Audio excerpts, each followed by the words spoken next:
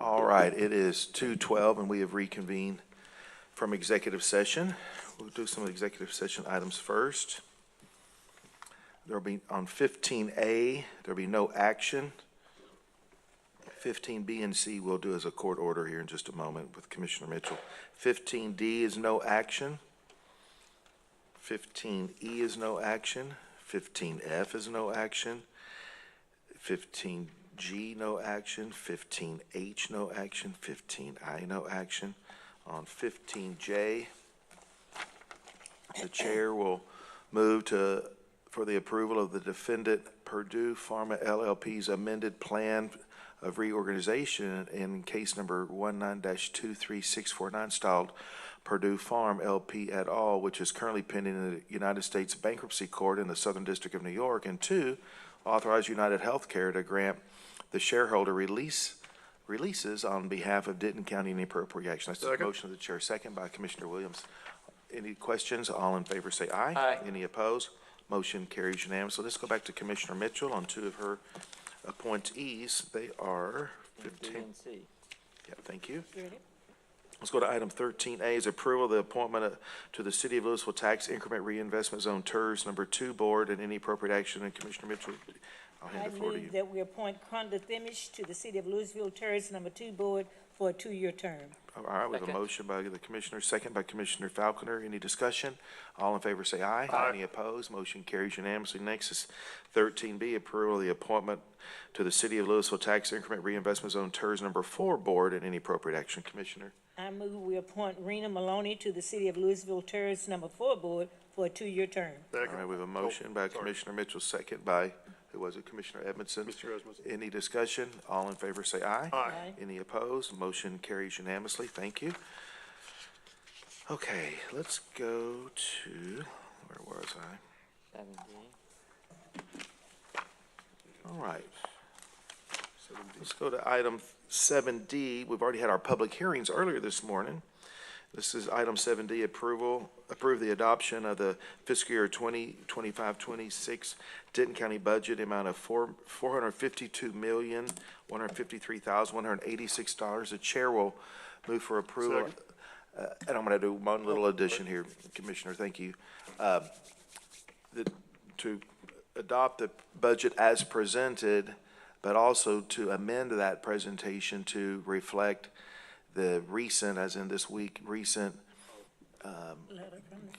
court order from the Denton County District Judges as it relates to the Denton County Auditor and the office thereof.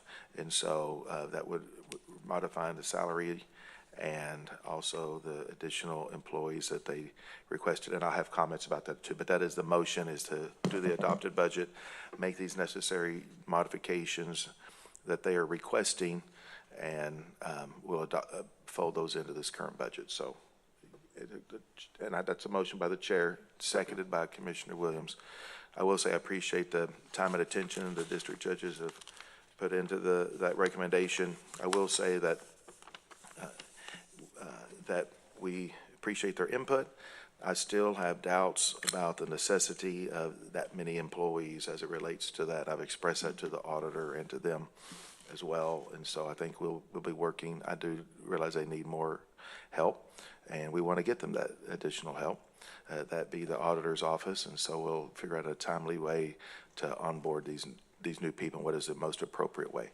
So, Yeah, and Judge, if you don't mind, I'm a Yes. little concerned as well.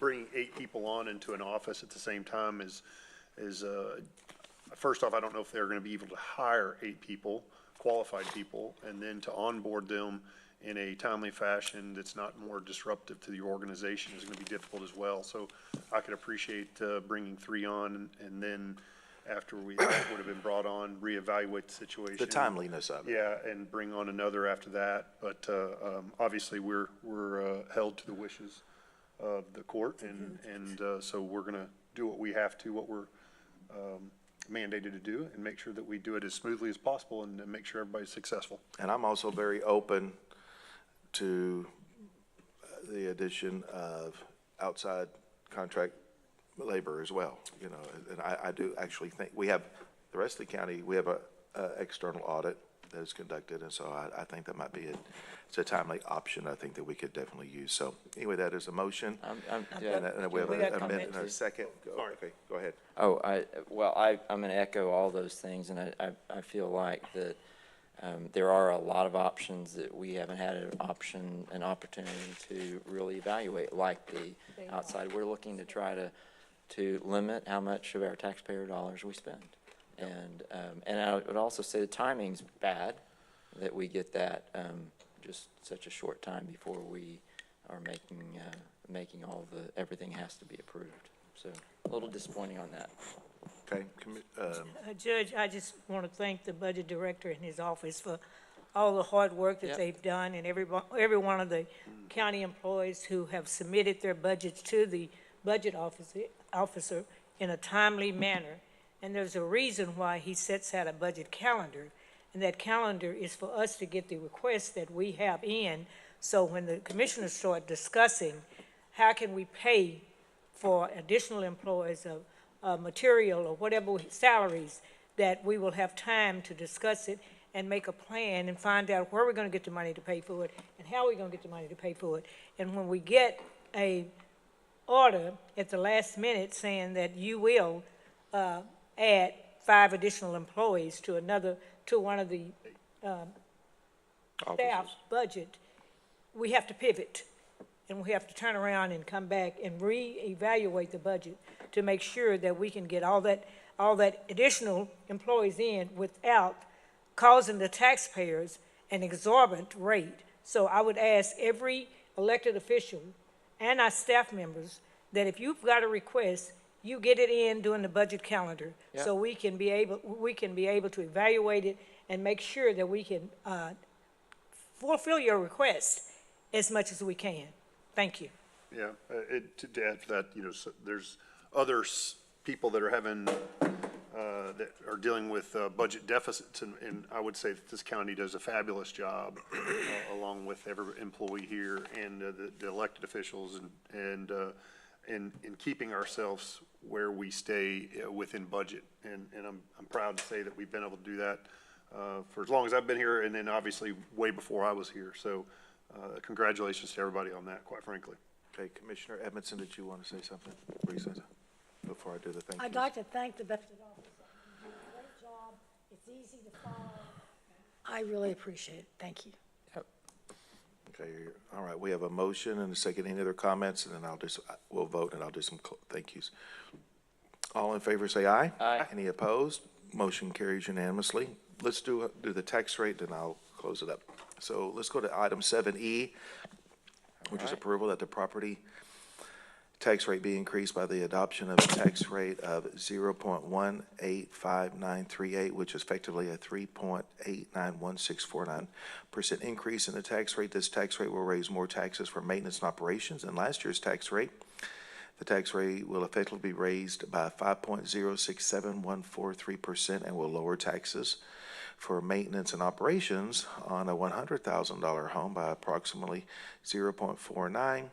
The adoption of the tax rate on $100 of taxable value for Denton County for a tax year 2025 includes 0.142947 for the purpose of maintenance operation expenditures and 0.042991 for the payment of principal and interest to pay debt service for a total tax rate of 0.185938. All right, do we have a motion?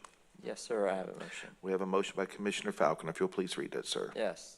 I move that the property tax rate be increased by the adoption of a tax rate of $0.185938, which is effectively a 3.891649% increase in the tax rate. This tax rate will raise more taxes for the maintenance and operations than last year's tax rate. Tax rate will effectively be raised by 5.067143% and will lower taxes for maintenance and operations on a $100,000 home by approximately $0.49. The adoption of the tax rate on $100 of taxable value for Denton County for tax year 2025 includes $0.142947 for the purpose of maintenance and operation expenditures and $0.042991 for the payment of principal and interest to pay debt service for the total county tax rate of $0.185938. Second. All right, so we have a motion by Commissioner, for 7E, a motion by Commissioner Falconer, seconded by Commissioner Williams. Any discussion? All in favor say aye. Aye. Any opposed? Motion carries unanimously. Bianca, did we get all the items? We do have the 7T, 17? 7T. T is in Tom. 17. All right, here we go.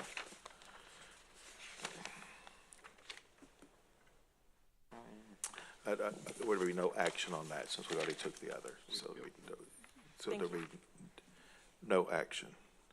All right, so there'll be no action on 17. Is there any other things? No, sir, that's all. Okay. All right, I do want to, as we wrap up this long meeting today, which was an important meeting as we adopted our budget, I do want to thank Alejandro and your team, all the budget office. Thank you, Nicole, you're in here, and I want to thank everybody back downstairs in the budget office. As Commissioner Mitchell said, everyone working together to pull this budget together. It's not just the court. It's not just the court and the budget office, but it really is every elected official and department head.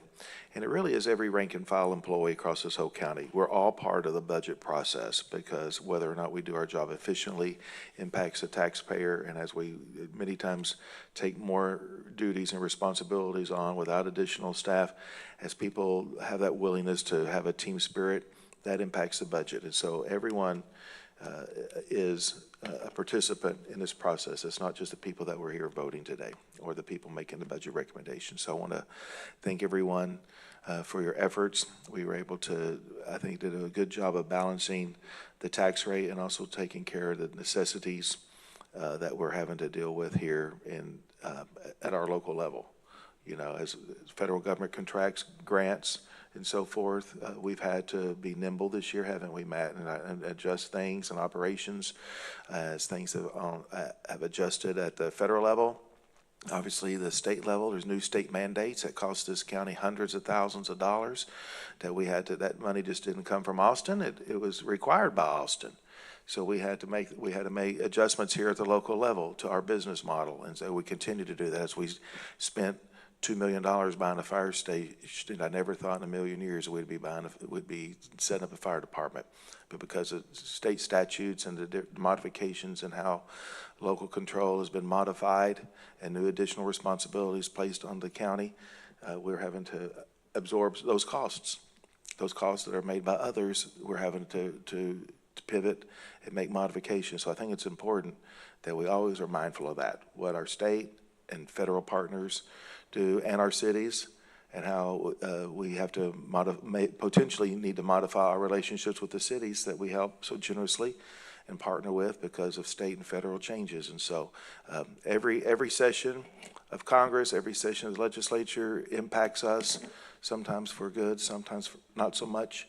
And so we are, but I'm proud of what we have done here at Denton County over all these years.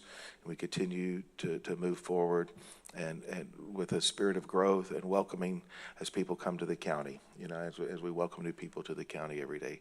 And I just want to thank for everybody with the Denton County spirit that they have to make this the very best place to live, work, and play. So thank y'all so much. All right, we are adjourned. Thank you.